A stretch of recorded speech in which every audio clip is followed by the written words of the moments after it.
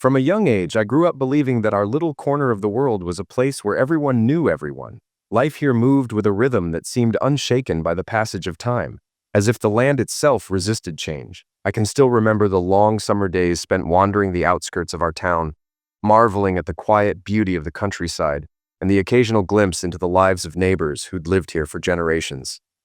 The Henderson farm was always a point of fascination for me, even as a child. Its sprawling fields and weathered structures seemed to hold secrets of a bygone era. Back then, I didn't know much about the Henderson family, other than that they were hard workers and respected by all. To a child's eyes, their farm was almost magical, a place where every corner told a story. But as I grew older, I began to notice how the seasons of life slowly took their toll on both the family and the land they cherished. It was inevitable, I suppose, but seeing it change left a bittersweet imprint on my memory. I recently got new neighbors who bought the old Henderson property on the road nearby. Rumors spread that they were Northerners, but no one knew much about them except that they seemed well off. The Henderson farm, once thriving, had a 2-story house, a barn, several outbuildings, and over 200 acres of land. It had been a solid operation until Mr. Henderson grew too old to manage it. With his daughters having moved away, he decided to sell the farm and relocate further south. This upset his daughters, who worried he might use up their inheritance, but since he was mentally sharp and physically healthy, they couldn't do anything about it.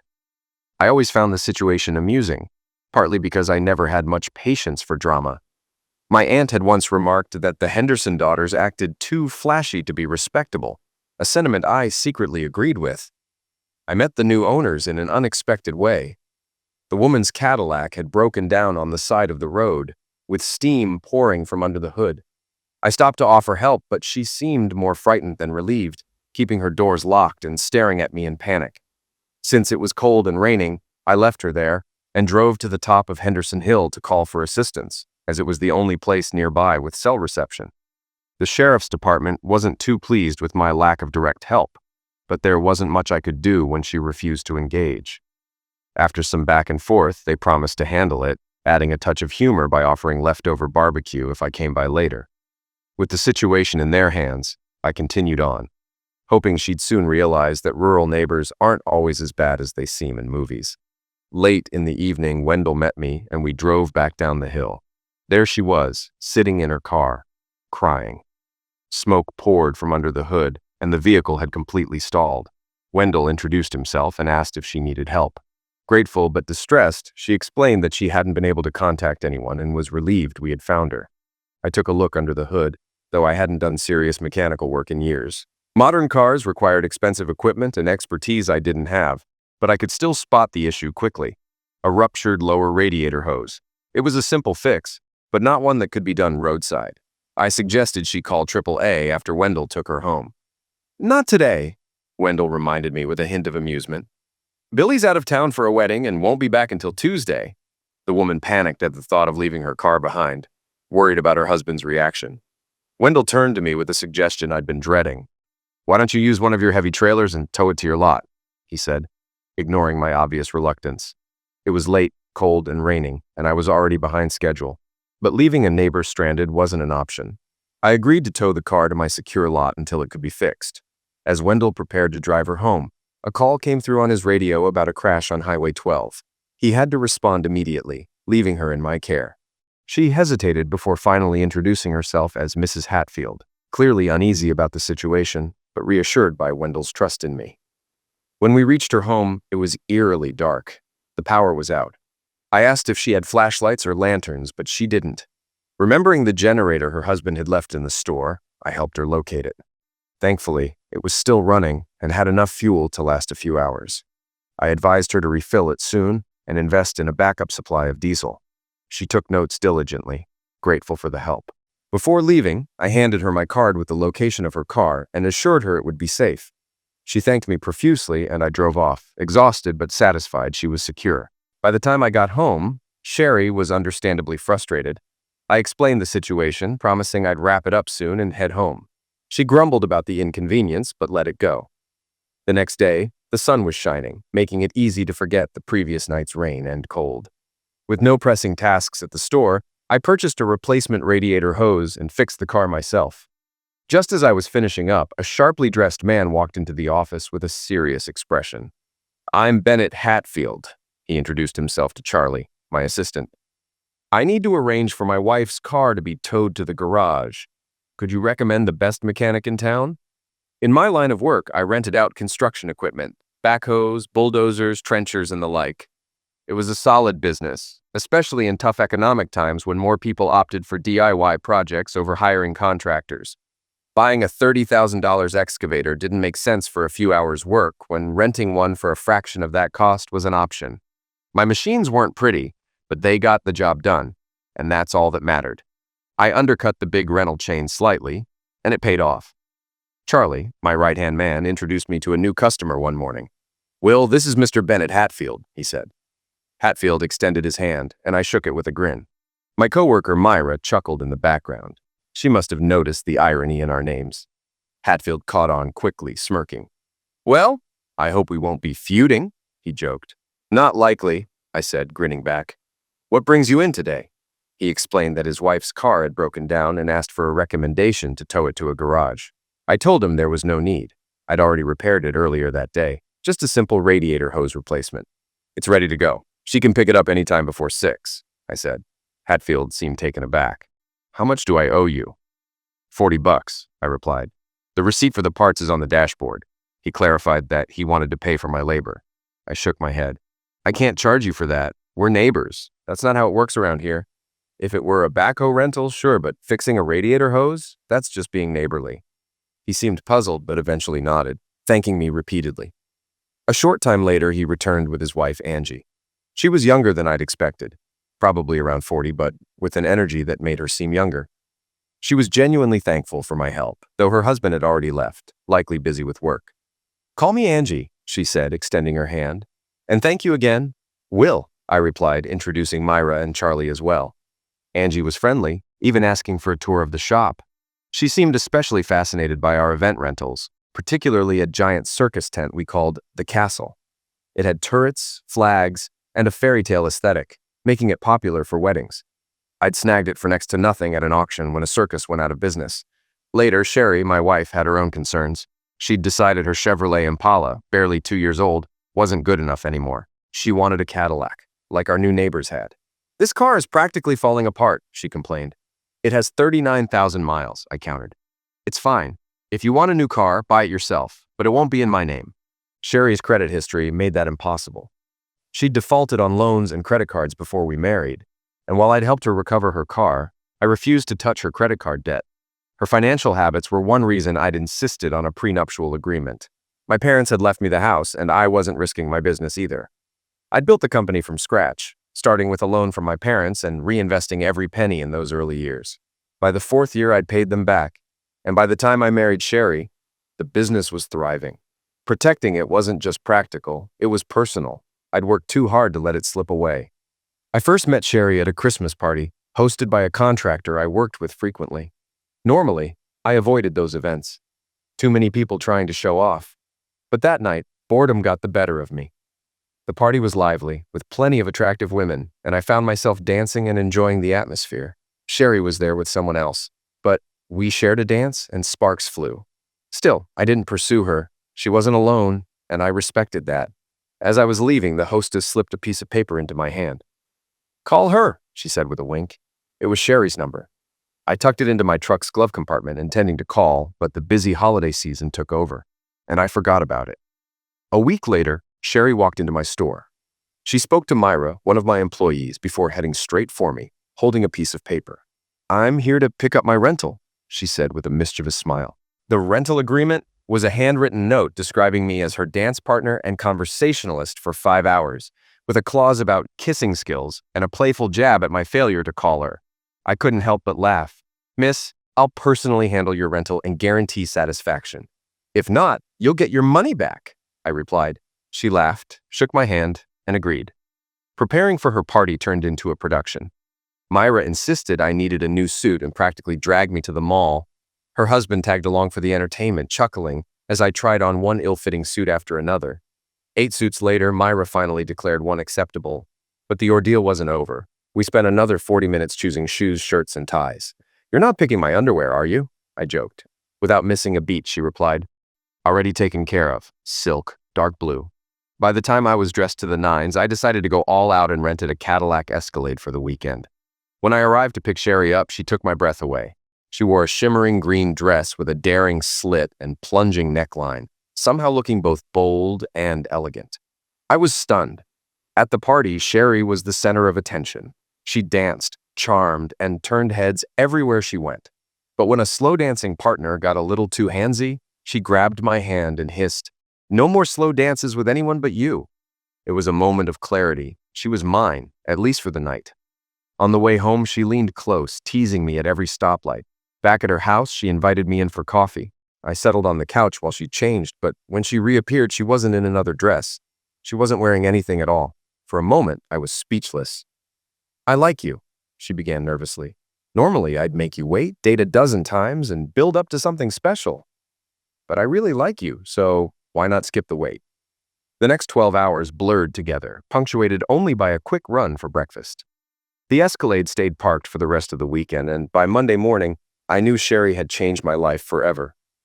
2 months after meeting, Sherry and I moved in together, and 7 months later we were married. We agreed to wait a few years before starting a family. I was 29, she was 25, and life felt stable. 3 years passed, and I started bringing up the idea of kids. But something changed in Sherry. She became more materialistic, more demanding.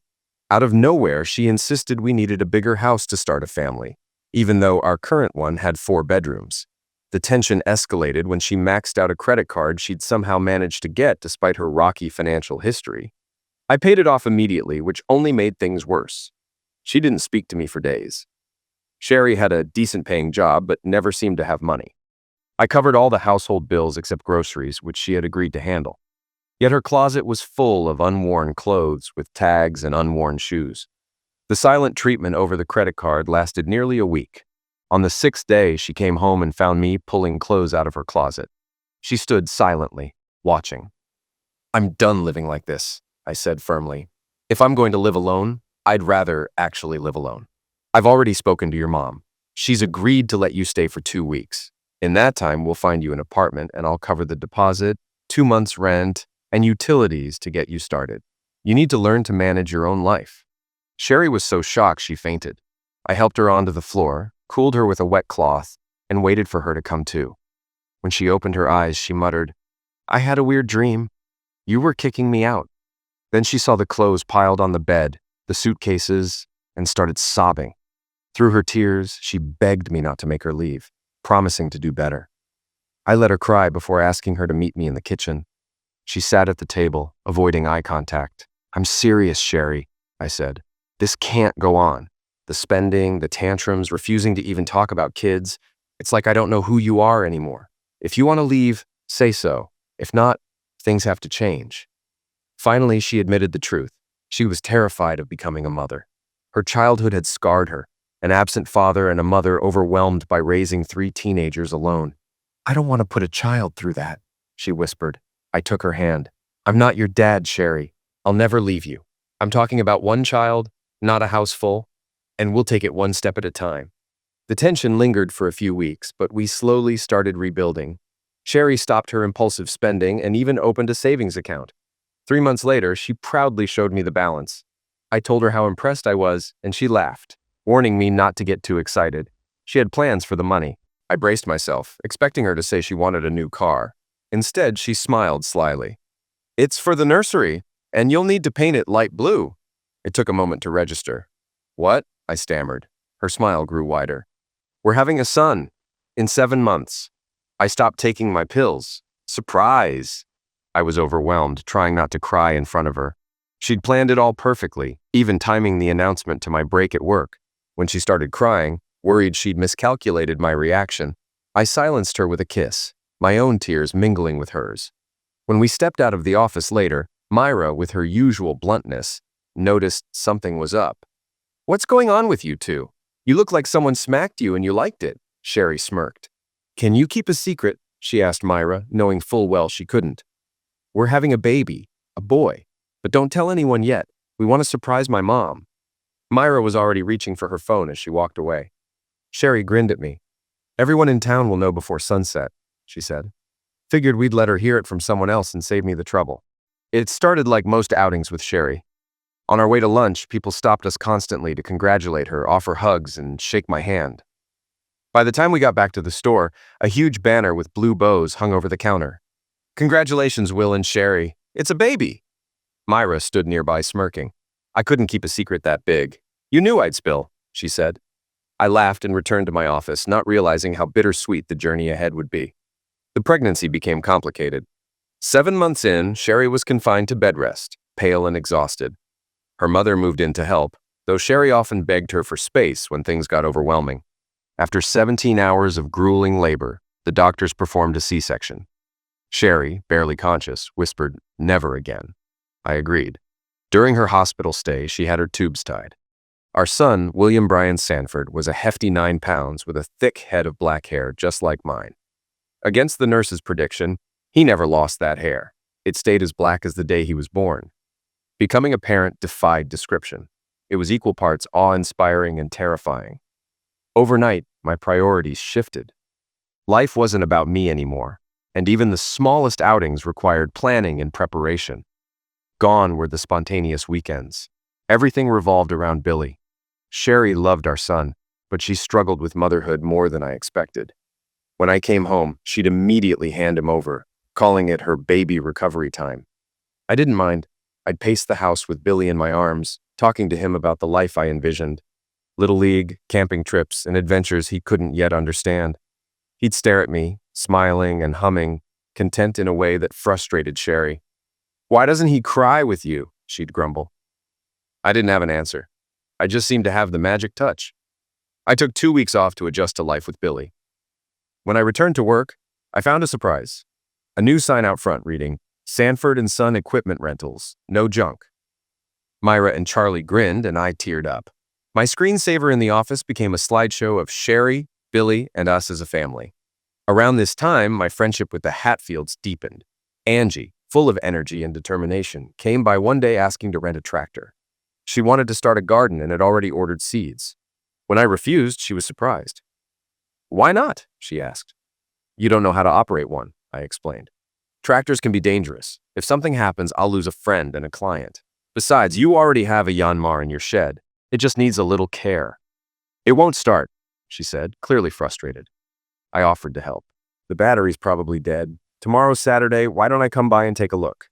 She hesitated, not wanting to disrupt my family time, but I assured her they'd join me. That Saturday, I brought Sherry and Billy along. Angie instantly doted on Billy, holding him for nearly an hour while he cooed and giggled, much to Sherry's annoyance. "He never does that for me," she muttered.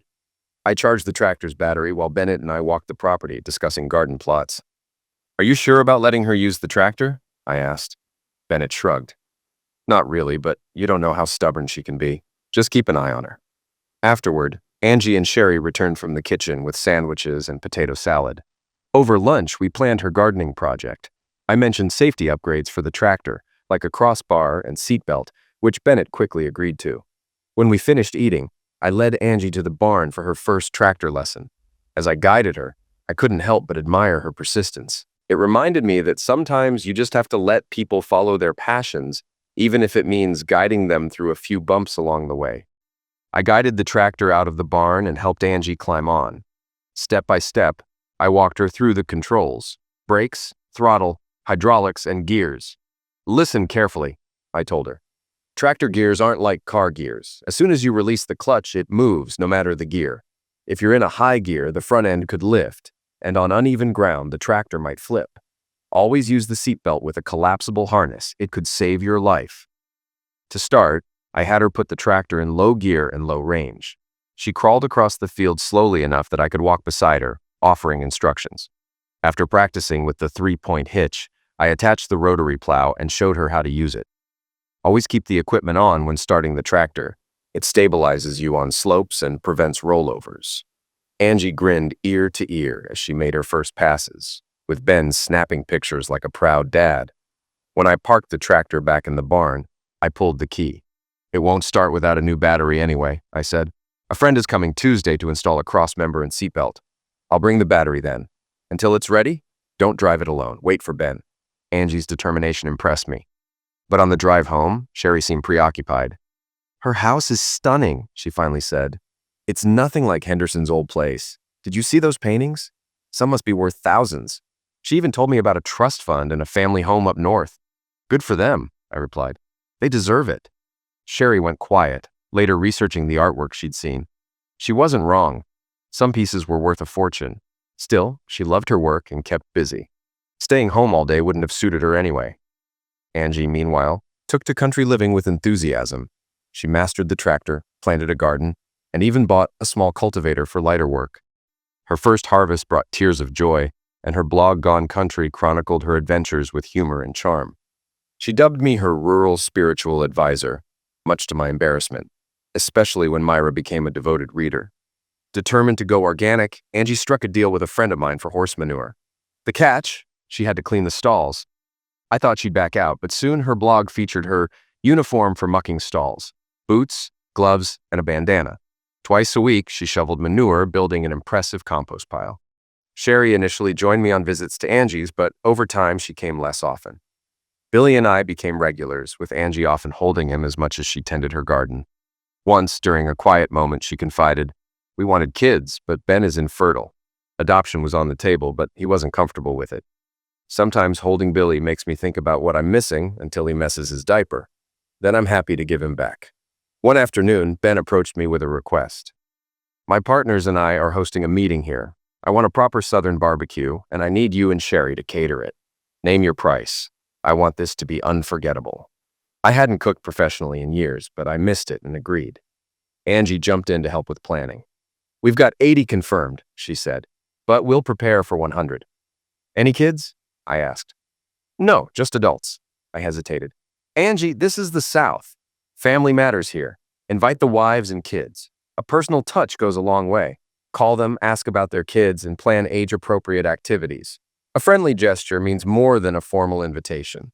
She blinked, then turned to Ben. "Have you sent the invites?" "Not yet," he said. "Good. We're changing them." She scribbled notes, then looked at me. "You ever thought about running for office? You'd win with the barbecue vote alone." Angie's calls tripled the guest list to nearly 300. We hired neighborhood teens to serve, while Sherry, Myra, and Charlie helped me cook. The day of the event was perfect, warm with a light breeze. I set up our big tent, complete with fans to keep it cool, and transformed the space into an elegant dining area. The barbecue was a huge success. Angie and Ben's guests left impressed, and we all felt the satisfaction of a job well done. For me, it was more than just a meal. It was a reminder of how connections and community make life richer. We prepared for the barbecue with precision: 400 pounds of perfectly smoked pork, 20 chickens, and 2 briskets for the Jewish guests, carefully cooked on a separate stove. Side dishes: potato salad, coleslaw, baked beans, zucchini casserole, and grilled vegetables from Angie's garden were clearly labeled to indicate what wasn't kosher. Desserts included homemade cakes and brownies, and for the kids, chilled watermelon, some of which came straight from Angie's patch. By the end of the day, I was completely spent, but it was worth it.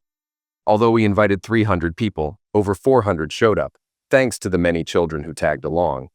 I asked Charlie to supervise parking while the guests mingled before dinner, keeping things casual with a self-serve setup. To maintain a family-friendly vibe, alcohol was restricted to a separate marquee, opened only an hour after dinner. Even then, senior partners ensured moderation. Kids roamed in noisy, playful packs, while Angie and Ben charmed everyone, checking in with each group. Meanwhile, men gathered to discuss business under shaded trees, while women bonded nearby, often chatting about their husbands. I noticed Sherry, glowing in a modest sundress, gracefully entertaining a group who couldn't stop praising our food. The event generated plenty of new business cards exchanged both ways. As the party wound down, we gathered attendees in a small dining tent for speeches. The senior partner surprised everyone with his brevity, thanking us for hosting and urging guests to take leftovers home before treating themselves to ice cream. Applause followed his words as people lined up for scoops of chocolate, banana, pineapple, blueberry, and vanilla. Kids devoured theirs so quickly they earned brain freezes, while Angie gave garden tours, handing out fresh tomatoes and beans straight from the vine. Angie's watermelons became a hit, especially in the kids' seed-spitting contest. Sherry nearly fainted when Angie handed her the check. Turns out, the event had expanded so much that it became a full-fledged corporate affair.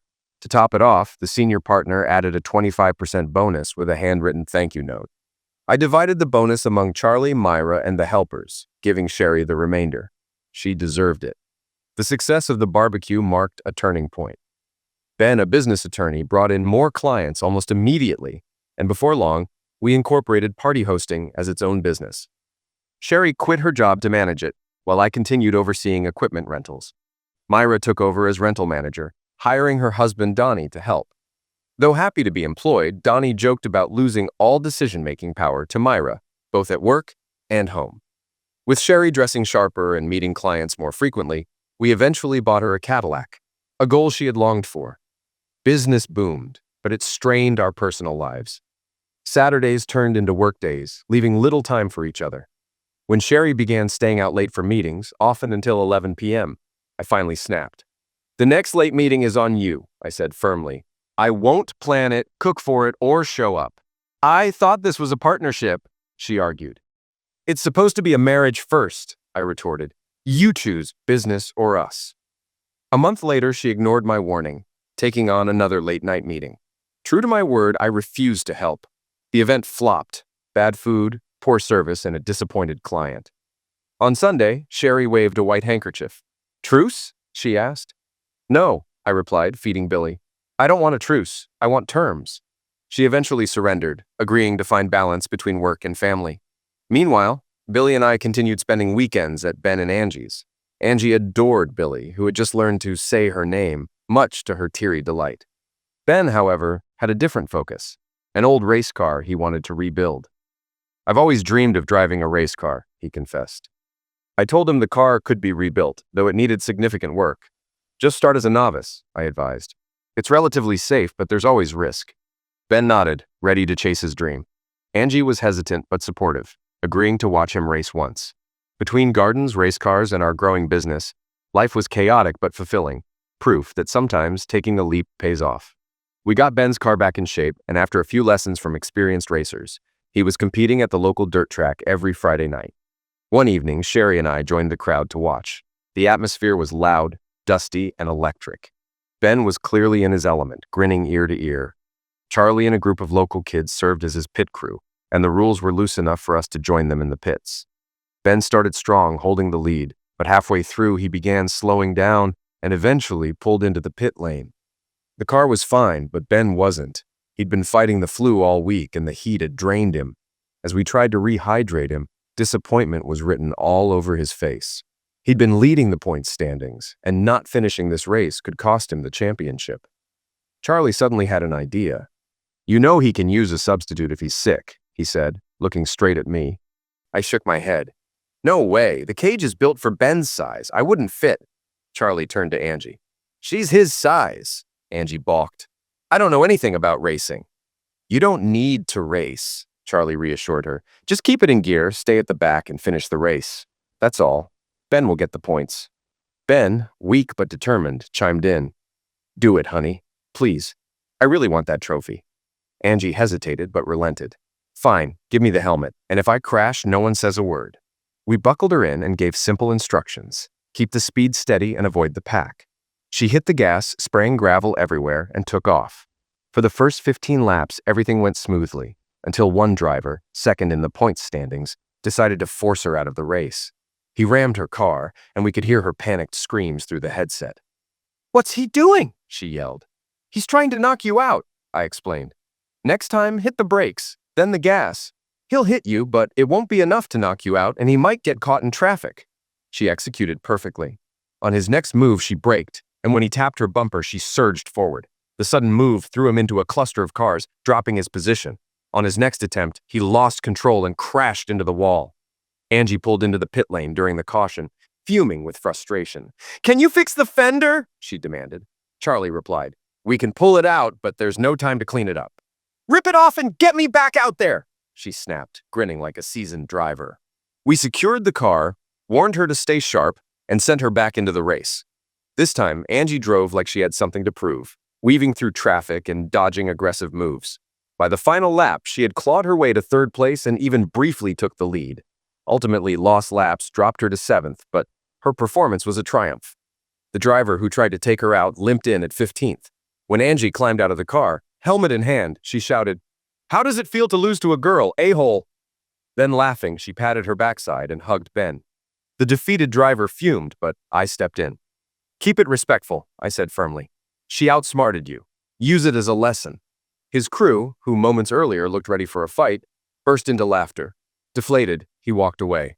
The experience hooked Angie on racing. She used some of her trust fund to buy her own car and join the local women's division, winning 2 races by the end of the season. Ben won his points trophy, and the two began planning for the next year. Their cars, painted in matching colors with sponsor logos, including ours, became a hit with fans. Though the track was small and unofficial, it became a source of joy and connection for Angie and Ben. For them, racing wasn't just a hobby. It was a way to share victories, overcome challenges, and grow closer as a couple. Sherry and I shared little in common anymore, apart from Billy. Our business had expanded to 2 teams, and Sherry seemed more distant, dressing better, acting more self-important, and spending less time with us.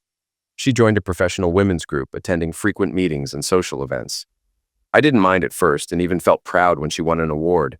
At the banquet, I was introduced as her husband, but several women exchanged surprised looks. Later, I joked with her, "Do you have a city husband I don't know about?" Her face flushed. "No," she said, forcing a laugh. "They were just surprised you're real. You should come to more events so I can show you off." It seemed reasonable, but something felt off. With work piling up, I let it go. Our workload eased as the season slowed and things felt normal, until Ben's boss called me. He wanted to throw Ben a birthday and racing celebration with about 40 friends. "We don't want it to be professional," he explained. "You're his closest friend outside work, and it wouldn't feel right asking anyone else." I agreed to cook the main dishes, pork, chicken, and coleslaw, suggesting others handle desserts and sides. When I told Sherry, she informed me she had a prior work event. Frustrated, I said, "They're our friends. If it weren't for them, we wouldn't have a business. Show up briefly, make sure the team has things under control, and come to the party. It's the least you can do for Ben and Angie." The party was lively, with everyone enjoying themselves. Sherry called, saying she was delayed but would arrive soon. Meanwhile, we ran out of ice. I volunteered to fetch some from home, but my truck was locked, so I took Ben's car, which ran out of gas halfway. I walked the rest of the way, cutting through the woods toward the house. As I approached, I saw movement through the patio doors. A couple was on the couch, clearly having closeness. I assumed it was some neighborhood kids sneaking in. Break-ins had been a problem lately, but when the pair shifted, I froze. The woman was Sherry, and the man was a young employee from Ben's office. Fury boiled inside me, and my first impulse was to storm in and confront them. But Ben's past advice as a former divorce lawyer echoed in my head. If you lose control in these situations, it only hurts you. Stay logical, or it will cost you everything. Shaking with rage, I stepped back into the woods and called Ben. He answered cheerfully, "Hey, what's taking so long? Need a ride?" "No, but send Angie. I need her help." Angie arrived quickly, clear-headed. "What's wrong?" "Saw Sherry. She wasn't alone or dressed," I said bitterly. "I don't want a scene, but I need a witness and a lawyer. Can you help?" Angie's voice was pained. "Stay put. I'll bring backup." Within 20 minutes, Angie returned with Ben, one of his partners, and 2 of their wives. One woman, Julie, introduced herself as a divorce attorney.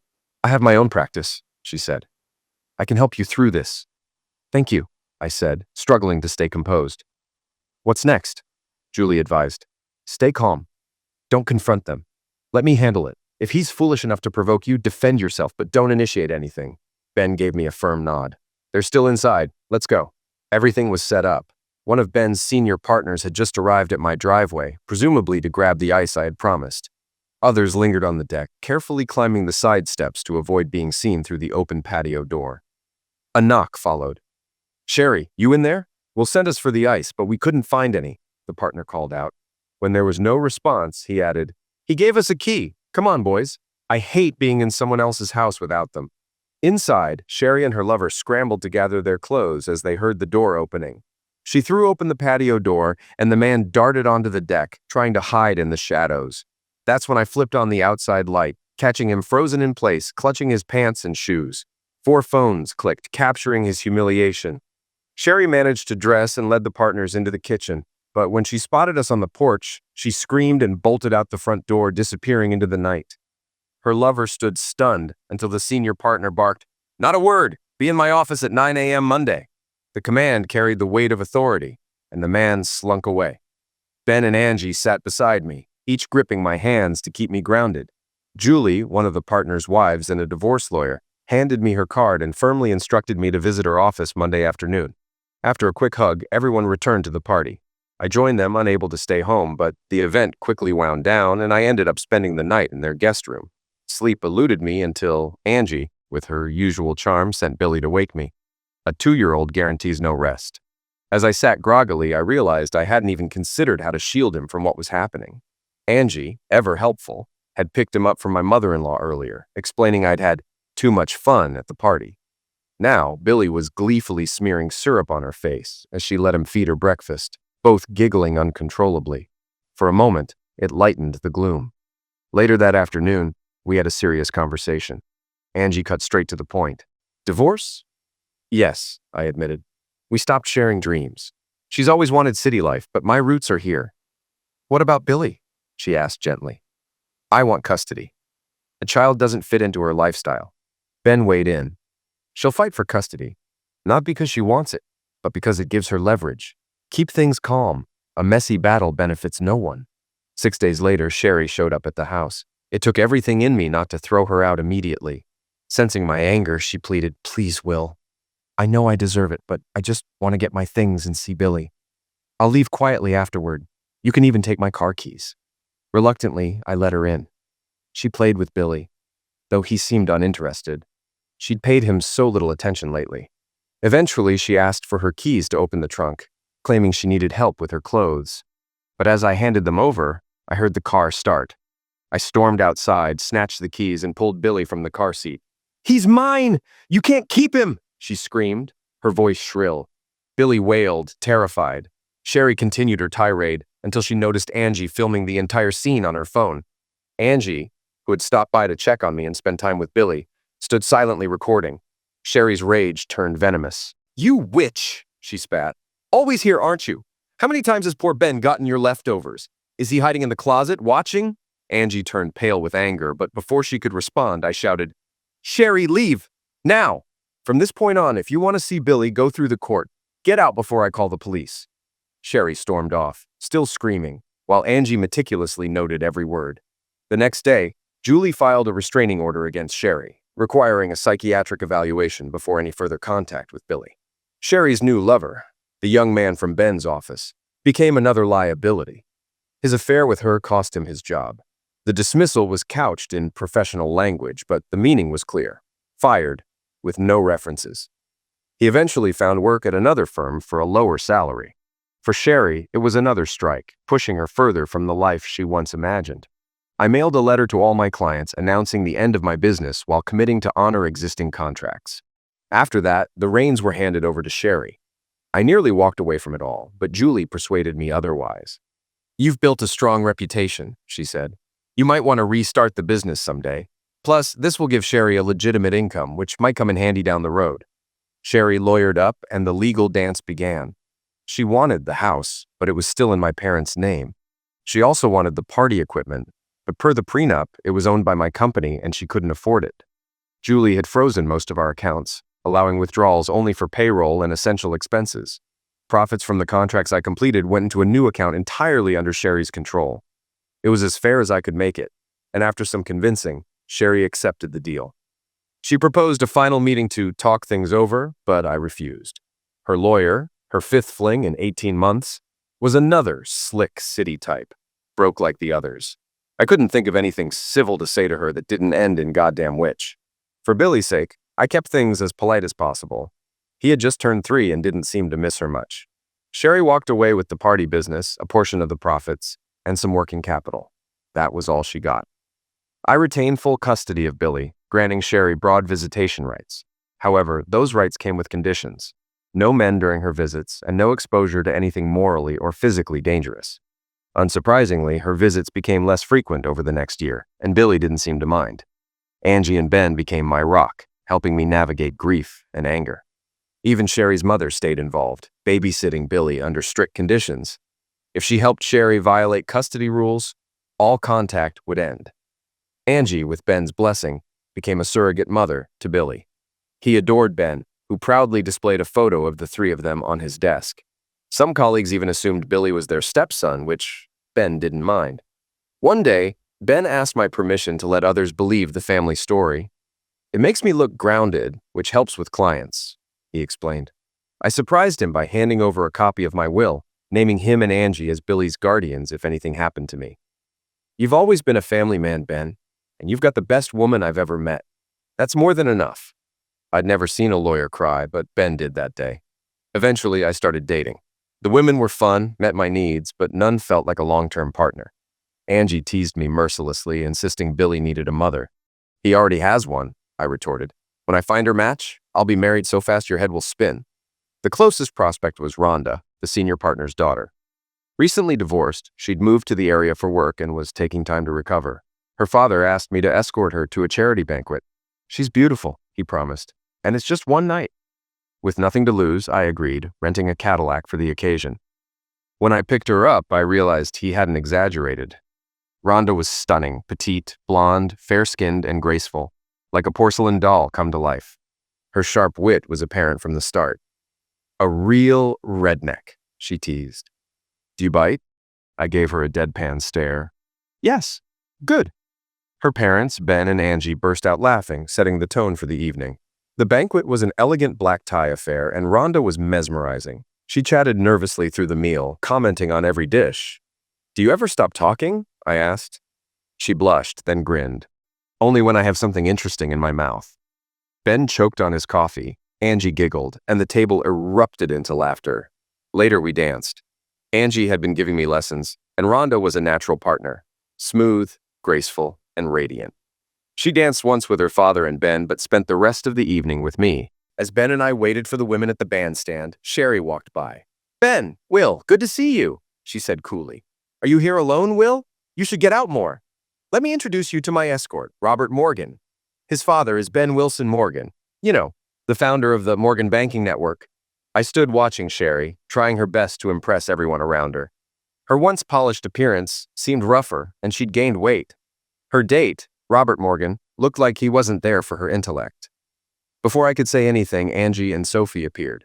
Sophie leaned in and kissed my cheek. Miss me, sweetheart. Good. I hope you're upset all night. It'll make the crazy, passionate love you promised even better later. She flashed a sweet smile. Oh, I'm sorry, who are your friends? Angie's barely concealed laughter told me all I needed to know. She'd filled Sophie in on Sherry's identity, and they were having a little fun at her expense. Playing along, I gestured toward Sherry and her date. Sophie, this is Robert Morgan of the Morgan banking family, and Sherry Blankenship, a local businesswoman and my ex-wife. Robert, meet Sophie Williams of Williams, Roberts, Howe, and Hatfield. You've probably heard of them. Sophie flashed a dazzling smile. Shall we dance? She took my hand, leaving Sherry and Robert speechless. As we left, I whispered, Angie told you about Sherry, didn't she? Snuggling closer, Sophie replied, Of course. I hope today hasn't been too easy for her. I grinned. Judging by how they're looking at us, it hasn't been. Later, Sherry and Robert approached our table. Robert asked Sophie to dance, and Sherry asked me. Sophie didn't miss a beat. I'd love to, she said sweetly, but I promised my lover all the other dances. Same here, I added. Sherry and Robert looked stunned. Angie covered her mouth, trying to hide her laughter, and the pair left without another word. As Sophie and I danced, I joked, I'm glad you're not staying here permanently. Her expression darkened. That's a nasty thing to say. I'm starting to like you. Because everywhere we go, there'd be fights. I'd fight to keep men away from you, and you'd fight to keep me away from you. She smiled mischievously. What makes you think I'd fight back? Sophie didn't resist, and we spent every spare moment together. Angie even kept Billy overnight so Sophie and I could have time alone. She was an incredible partner, strong, passionate, and caring. Despite her petite frame, she was tough, and her energy matched her youthful looks. She adored Billy and often showed me pictures of her teenage daughter whom she deeply missed. Life moved forward. To stay busy, I opened a barbecue restaurant, which quickly became a success. I expanded by outfitting 4 vans to serve neighboring towns, and business boomed. Yet, I stopped looking for anything serious in my personal life. Love felt unnecessary. I was content. But life has a way of bringing the unexpected. Billy was 9 when tragedy struck. He often spent afternoons at Angie's house, riding his four-wheeler or helping her with chores. One afternoon, he called me, crying, Daddy, come quick! Aunt Angie's lying on the floor and she won't get up. I raced over to find Angie crumpled on the floor, sobbing uncontrollably. She wouldn't respond, and I was about to call emergency when my phone rang. It was Ben's boss. Will, I need you to check on Angie. I'm with her now, but she's not okay. What happened? Ben didn't have an accident, did he? His voice cracked. Ben's gone, Will. He had a heart attack. It was instant. The weight of the news hit me like a punch. Ben, my best friend, was gone. I dropped the phone and pulled Angie into my arms. Her face cleared for a moment before she clung to me, trembling. Ben! Ben! She sobbed, her grief overwhelming. I held her close, letting the tears flow. And we stayed that way for what felt like hours. Angie was shattered, a shell of herself. Together, we finalized the funeral arrangements. Ben's will, recently updated, requested cremation, and for his ashes to be scattered around the farm. This is the only place I have ever felt at home, he had written. The loss of Ben left a void that nothing could fill, but Angie and I leaned on each other. Grieving together, we found a fragile strength to move forward, honoring the memory of a man who meant so much to both of us. The funeral drew an overwhelming crowd. Friends, colleagues, and clients, most of whom Ben had turned into lifelong companions, came to pay their respects. His racing buddies arrived in full force, joined by members of his firm and their staff. Even Sherry made an appearance, surprising everyone when she hugged Angie. Angie, sitting quietly with Billy on her lap, accepted the gesture without much reaction. Beside her, Sherry's mother provided quiet support, a bond that had grown through their shared love for Billy. Throughout the service, Angie hovered near me, as if afraid I'd disappear. Ben's sudden passing at just 52 was hard to reconcile. He had seemed so full of life, his death a cruel reminder of how fragile it all was. The doctors suspected an undiagnosed condition but offered no real answers. When the ceremony ended and the crowd dispersed, the hard reality of grief settled over us. For 2 weeks, Billy, Sarah, and I stayed at Angie's farm. Angie moved through the days in a fog, only starting to re-emerge by the second week. The reading of Ben's will brought fresh emotions, cementing the finality of his absence. As part of his final wishes, Ben had written personal letters to those he loved most. Angie received one, its contents private and unread by anyone else. Another letter, sealed for Billy's 18th birthday, was placed carefully aside. And then there was a letter for me. Dear Will, if you're holding this, I'm no longer around. First, let me thank you. You took a tightly wound Yankee lawyer and showed me how to truly live. You gave me the gift of friendship, and I'm better for it. I've set aside a college fund for Billy. I know you could handle it, but this was something I wanted to do for him and for you. He's an incredible kid, and with your guidance, he'll grow into an even better man. I hope he remembers me fondly. Now for the important part, take care of Angie. She'll need someone to lean on, someone to help her through the dark days ahead. I know you've cared for her, but you've always respected our friendship. Now, she'll need you in a way she hasn't before. Please don't give up on finding your own happiness. Don't let my absence stop you from building a full life. Thank you, Will, for being exactly who you are. Ben. Most of Ben's estate, including the farm and his investments, went to Angie. He also left a generous donation to his favorite dirt track, earmarked for new bleachers, an announcer's booth, and a better sound system. In honor of his legacy, the track was renamed after him. For the next year, Angie tried to find normalcy, but eventually reached a breaking point. I need to leave for a while, she told me. Everywhere I turn, I see him. I can't move forward here. Her decision devastated us. Billy, only 10, cried for days. I grieved privately, unwilling to let my pain add to Angie's burden. Before leaving, she handed us the farm's keys, asking us to look after it. I visited regularly, starting the tractor, checking the house, and making sure everything was in working order. Angie kept the electricity on and installed a high-tech security system, but the emptiness of the place was undeniable. Life continued. Billy, growing into his independence, filled the house with his friends. Our home became a hub for the neighborhood boys, with at least 3 of his closest buddies around at any given time. I got to know their parents well, hosting them often to build trust. Occasionally, I dated single moms from the group, but nothing serious ever came of it. Professionally, I thrived. My barbecue franchise grew to 6 restaurants across the state, each equipped with catering trucks that service smaller towns. I also opened another equipment rental store in a nearby town, putting Myra's husband in charge. He finally stopped joking about being bossed around at work and seemed happier than ever. Sherry's life took a different path. Her party business collapsed after losing key clients and her chef, who left to start his own venture. She eventually took a corporate job, remarried, and divorced again after being caught cheating.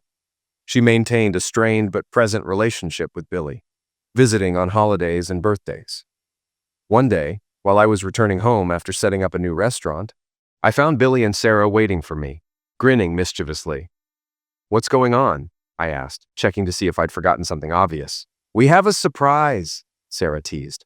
Before I could ask further, I saw her, Angie. She rushed into my arms, tears streaming as she hugged me tightly. We had spoken every month since she left, and I always ended our calls with the same plea. "Come home. We miss you." Now, she was finally here. "How long are you staying?" I asked, half expecting a short visit. She smiled through her tears. "Forever, if you'll have me. I'm tired of city life, tired of being surrounded by strangers, and tired of pretending the stars don't matter. I'm home, Will, and I'm not leaving again." Angie returned home, her longing for connection and familiarity evident. She missed her friends, the routines of her old life, and, most of all, Billy. She had changed during her time away, but quickly found her rhythm again, restoring her home and regaining her vitality through gardening and outdoor work. The signs of wear she had carried back with her gradually faded as she settled into the life she had left behind. Sarah moved to a nearby nursing home, upgraded to a larger apartment so Billy could visit comfortably. When Angie returned, life became more communal, with dinners shared nightly and Billy spending less time with friends and more time with the family. Over time, Angie and I grew closer, spending our days together at movies, concerts, and even dancing. Despite her initial reluctance to acknowledge our relationship, the bond between us deepened. One evening, as we sat watching Billy and his friends, I proposed marriage. It was a pivotal moment, one that brought years of unspoken affection to the surface. After a brief hesitation, Angie accepted, and our lives took on new meaning as we blended our families into one. The wedding, held in a serene meadow and followed by a lively reception at the castle marquee, became a cherished memory for everyone who attended. Friends from all stages of our lives came to celebrate, and even Angie's restored car, gifted by her racing friends, symbolized the joy and unity of the occasion. The years that followed were filled with happiness and milestones. Billy graduated, started a family, and honored our shared history by naming his son Bennett. Angie and I found peace in the rhythms of family life, though there were moments when memories of Ben surfaced, bringing a quiet melancholy. On what would have been Ben's 50th wedding anniversary, I presented Angie with an oil portrait of him, a tribute to his enduring presence in our lives. It now hangs above the fireplace, a silent reminder of the past, and in its presence, life continues, full of warmth and love.